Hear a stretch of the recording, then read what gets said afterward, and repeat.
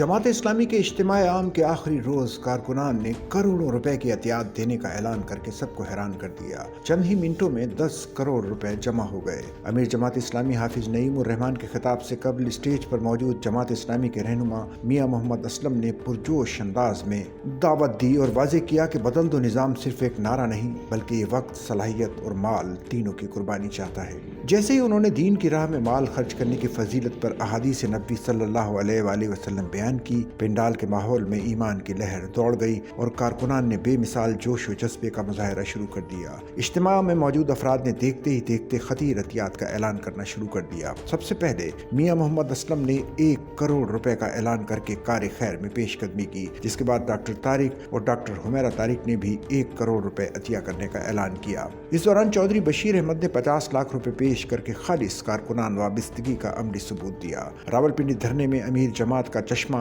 1 करोड़ रुपए में खरीदने वाले आमिर महमूद चीमा ने इस बार 1 करोड़ 10 लाख रुपए का अतिया देकर पंडाल को एक बार फिर जज्बात से भर दिया।